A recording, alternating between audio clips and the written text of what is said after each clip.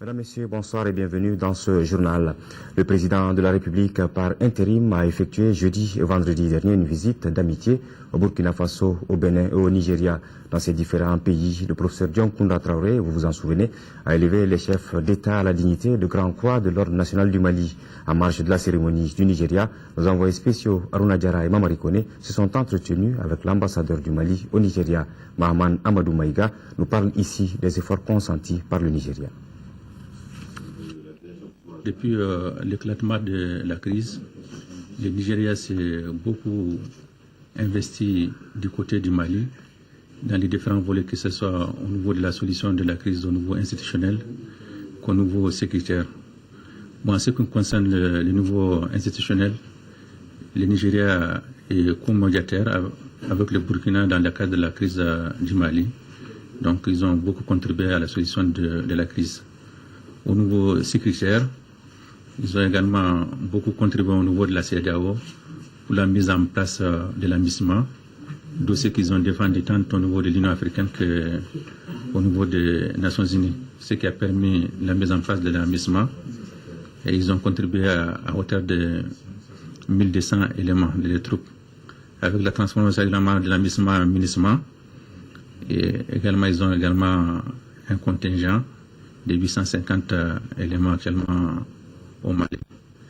Donc en ce qui concerne le volet humanitaire là également, ils ont toujours accompagné.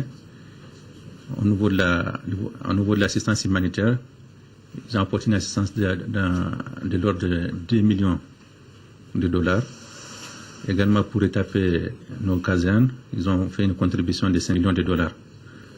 Au niveau du développement du Mali pour la construction post-conflit, ils ont fait une contribution de 2 millions de dollars à la conférence qui s'est tenue à Bruxelles le 15 mai dernier. Et la dernière étape qu'on vient juste de franchir, ça c'est au niveau des élections. Là également, ils ont tenu à nous accompagner.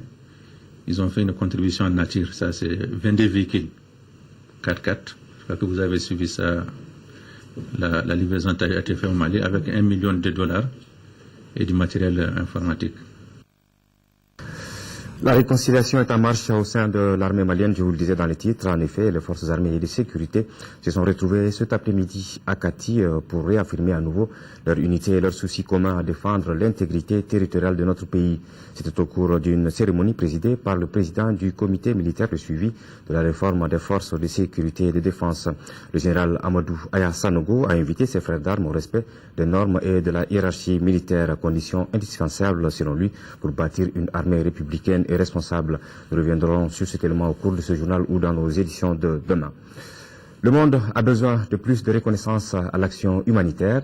C'est le thème retenu au Mali pour la journée mondiale de l'action humanitaire célébrée chaque 18 août.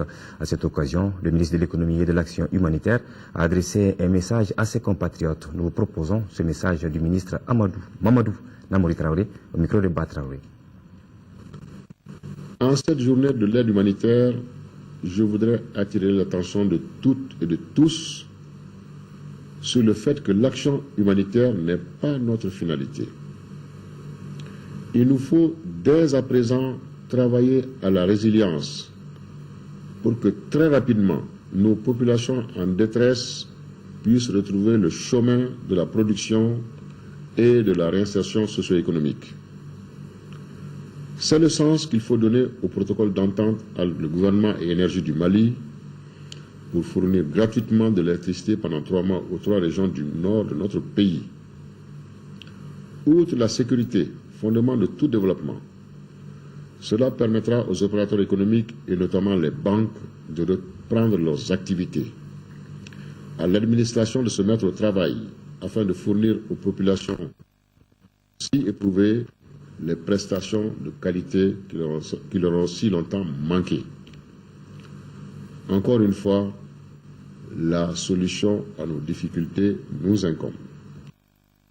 Voilà un message de félicitations avant de poursuivre ce journal.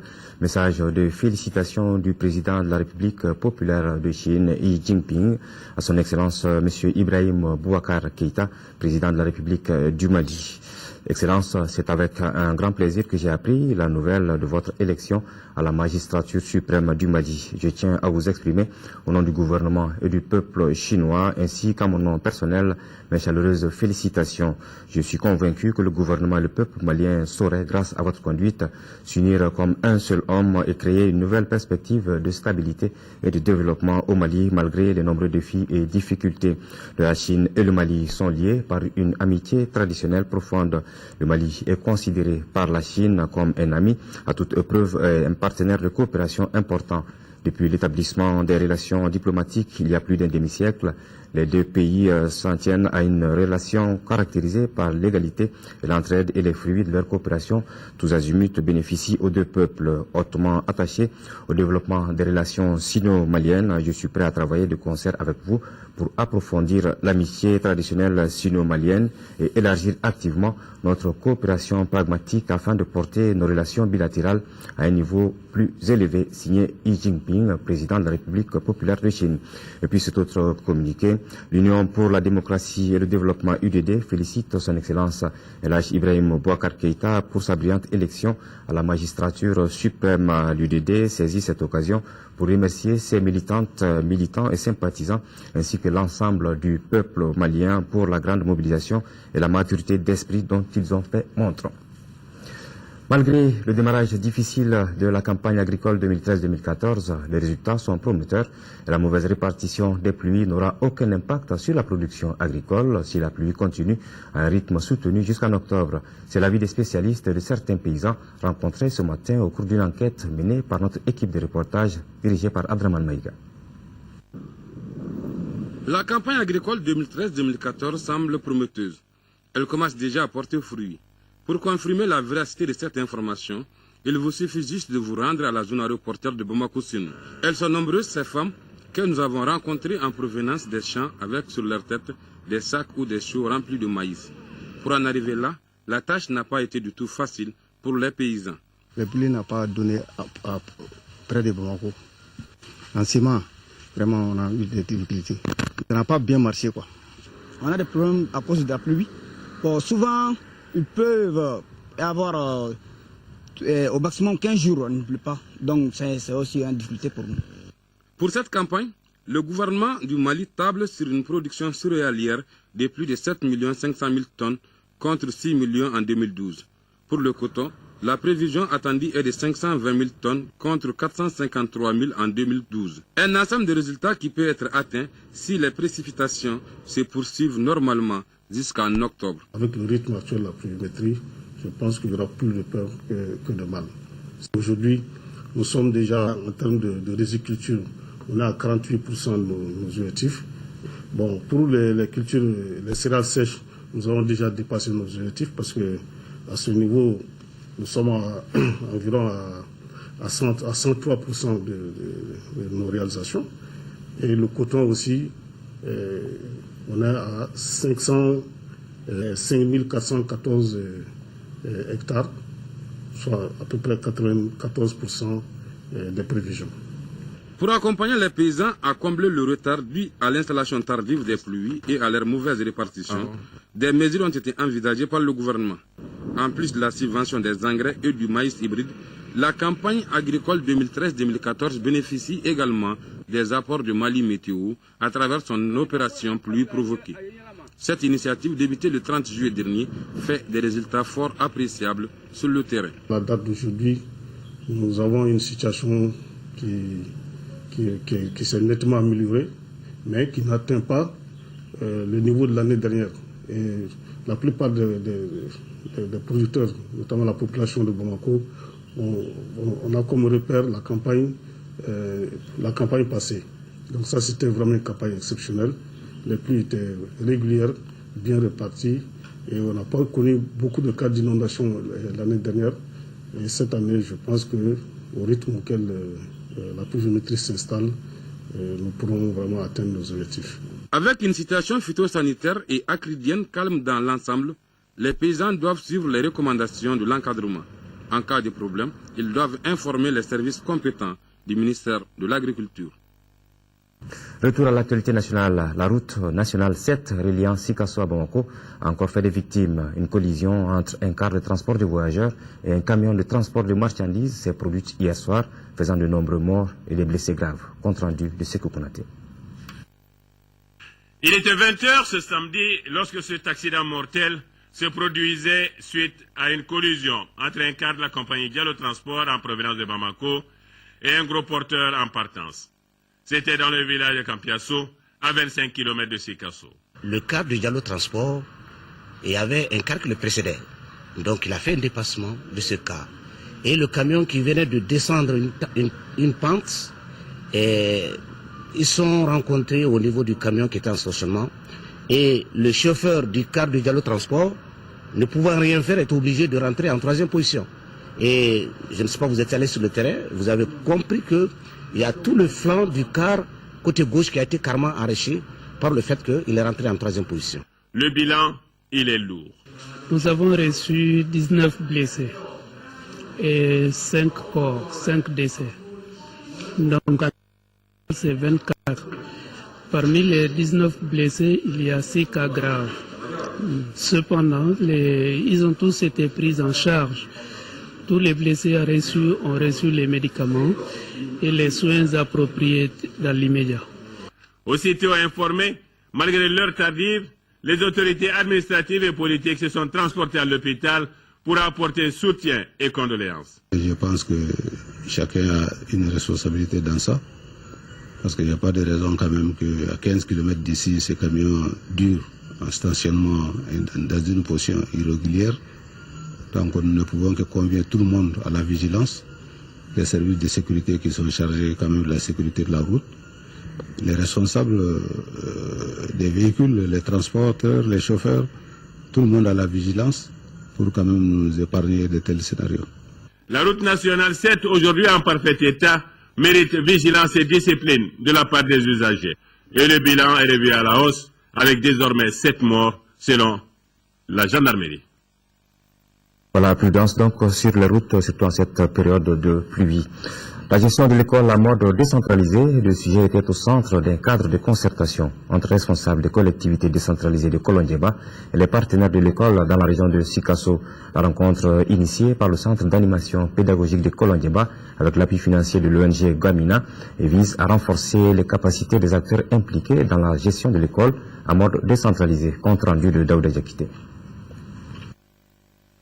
En organisant ce cadre d'échange entre responsables des collectivités et acteurs clés de l'éducation du cercle de Kolondiéba, l'ONG nationale Guamina s'inscrit ainsi dans la dynamique de renforcement des capacités des acteurs endogènes pour une gestion consensuelle et inclusive de l'éducation dans le contexte de la décentralisation.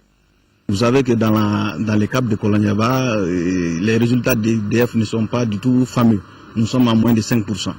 Donc nous allons mettre à profit cette rencontre pour permettre aux différents acteurs de se remettre en question. Ensuite, permettre aux différents acteurs de se connaître pour qu'enfin le cap de Kolondiéba puisse avoir de très bons résultats. Une démarche participative qui vise à responsabiliser davantage les collectivités décentralisées dans la conception, la mise en œuvre et le suivi des projets et programmes conformes aux réalités en milieu rural. Nous pensons que c'est une occasion pour nous de rencontrer les différents acteurs, causer avec eux, comprendre ce qui s'est passé pour que les résultats n'ont pas été satisfaisants. Nous allons essayer ensemble de voir ce qui n'a pas marché, se donner la main pour pouvoir corriger les lacunes qui existent pour la bonne gestion de l'école au niveau du cercle de Kolondiéba. Les conclusions issues de cette deuxième rencontre devront permettre à tous les acteurs impliqués de cerner les défis et enjeux de la gestion de l'éducation en mode décentralisé. Nous vous le disions dans les titres, la réconciliation est en marche au sein de l'armée malienne. En effet, les forces armées de sécurité se sont retrouvées cet après-midi à Kati pour réaffirmer à nouveau leur unité et leur souci commun à défendre l'intégrité territoriale de notre pays. C'était au cours d'une cérémonie présidée par le président du comité militaire de suivi de la réforme des forces de défense et de sécurité. Le général Amadou Aya Sanogo a invité ses frères d'armes au respect des normes et de la hiérarchie militaire, condition indispensable selon lui pour bâtir une armée républicaine responsable. Reportage de Bourama Traoré. Le pardon, un petit mot mais lourd de sens et souvent difficile à prononcer par les hommes. Le pardon, qui est une valeur cardinale de la société malienne, est désormais une réalité au sein des forces armées et de sécurité. Illustration, officiers, sous-officiers et militaires du rang de tout corps, ensemble pour magnifier l'unité et la solidarité. Tout un symbole. Vous avez vu les éléments du bataillon pareil ici, c'est moi qui les utilise et il n'y a pas de problème entre nous. Je les utilise, si je dis partez là-bas, et partent là-bas. Il y a 3 compagnies du bataillon pareil qui sont présentement sur le terrain. N'est-ce pas? Et il y en a qui sont en train de se préparer pour aller à la relève. Il s'agit de consolider nos rapports et de faire en sorte que la démocratie soit consolidée au Mali. La réconciliation des cœurs et des esprits au sein de l'armée est donc en marche, car ici, on est convaincu que rien de potable ni de durable ne peut se construire dans la division et la mésentente. Il n'y a pas de haine entre nous. Ce qui s'est passé est passé. Donc c'est dans l'histoire. Nous voulons rentrer par la même porte, sortir par la même porte. Notre mission seulement, c'est la défense du territoire. Terminé. Pas de haine, pas d'autre chose. Que tu sois vert ou rouge, bleu, tout le monde est militaire. Tout le monde est fils malien. À l'unisson, les forces armées et de sécurité ont salué et remercié les autorités de la transition pour avoir promu au grade de général le capitaine Amadou Aya Sanoko. Pour les récipiendaires, cette distinction est à la fois un honneur et une fierté pour toute l'armée. Nous sommes militaires jusqu'à preuve du contraire. Nous sommes républicains et nous restons au service de l'État. C'est sur les autorités qui vont venir. Nous avons devoir et obligation de les aider, de les soutenir. Mais eux, ils peuvent donner le matériel. Ils peuvent faciliter les formations, mais l'état d'être du soldat dépendra de nous-mêmes. C'est de ça qu'on pourrait mettre sur place des forces armées républicaines pour défendre cette nation, pour sécuriser les personnes et leurs biens, et pour que ceux-ci puissent réellement travailler à bon escient et faire développer le Mali. Développer le Mali, mais aussi mettre en place une armée forte et professionnelle, ce qui passe nécessairement par la formation et l'équipement adéquat des forces armées et de sécurité.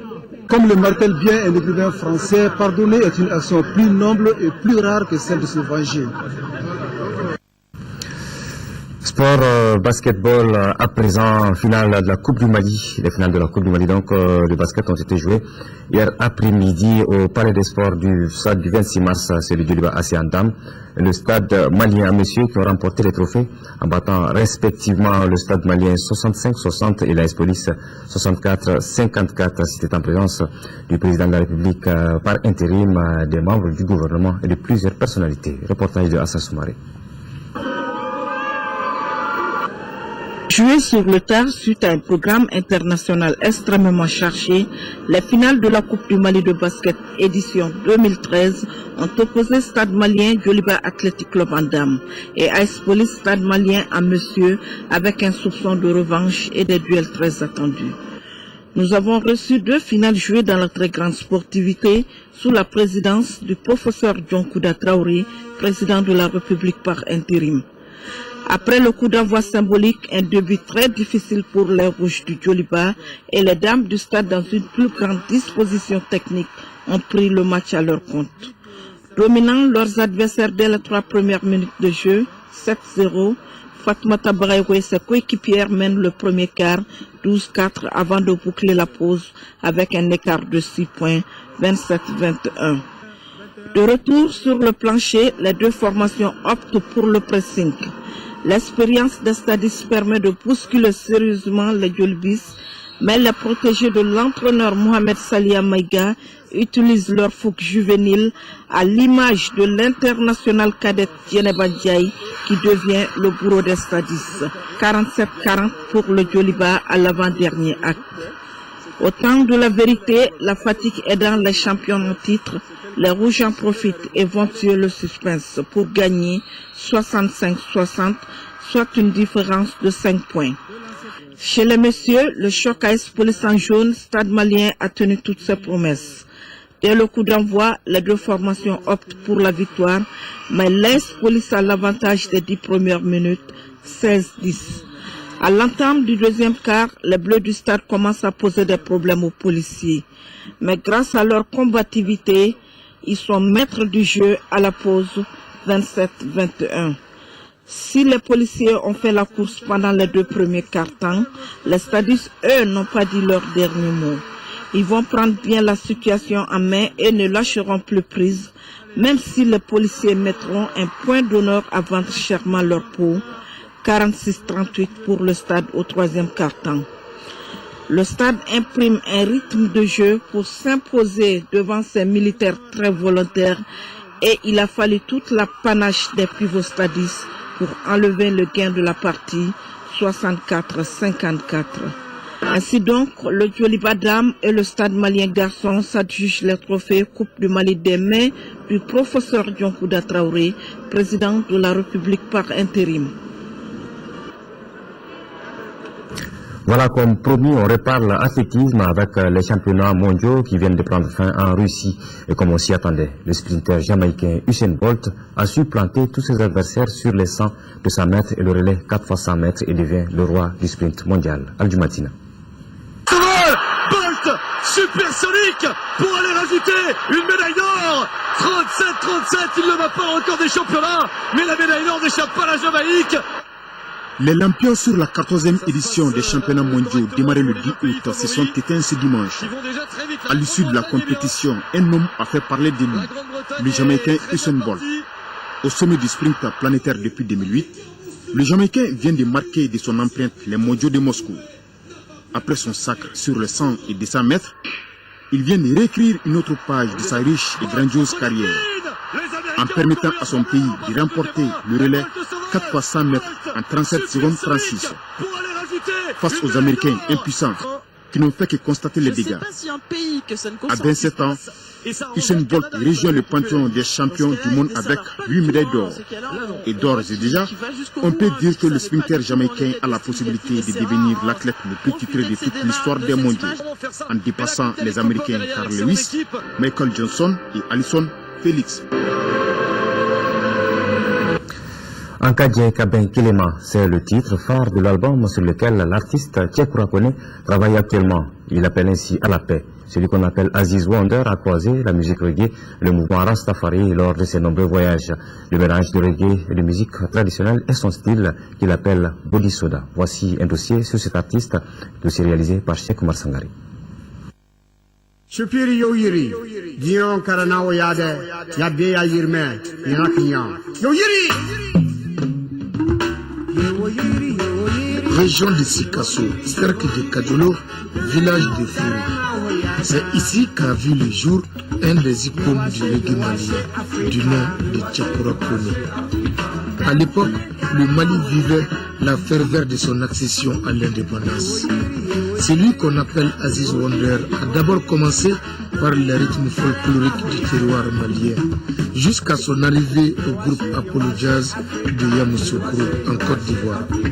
C'est là qu'il croise sa musique de prédilection, le reggae.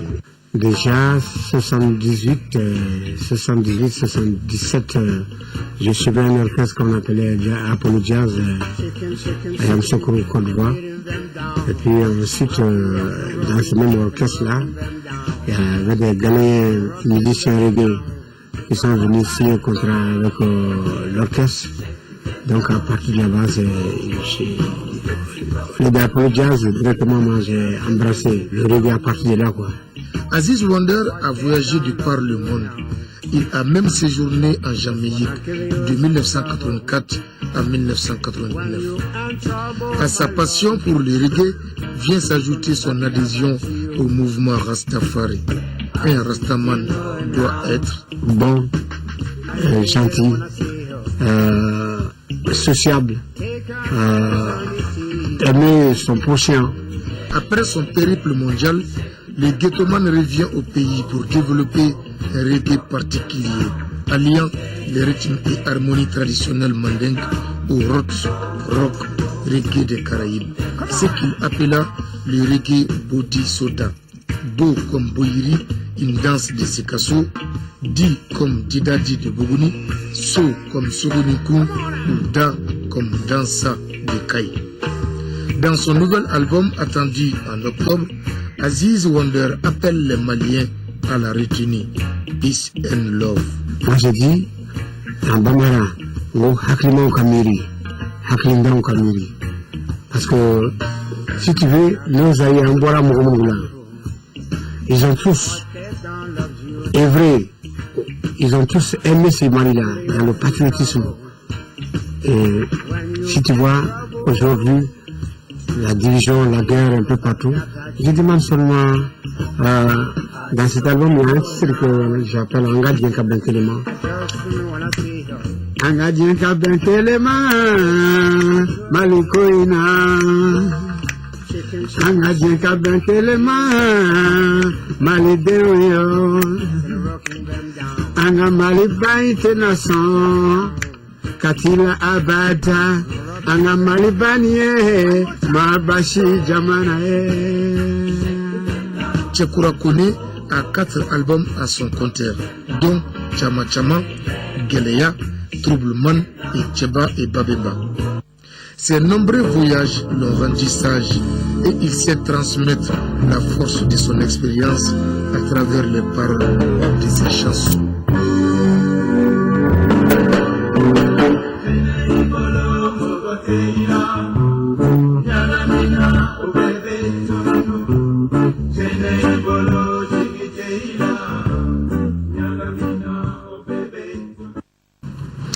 Voilà, c'est sur cette note musicale que prend fin ce journal. Merci de l'avoir suivi. L'information reprendra demain à 10h à 13h avec Amadou Sankaré. Et Ndeye Sissoko prendra le relais pour les éditions de 18h et de 20h. Merci.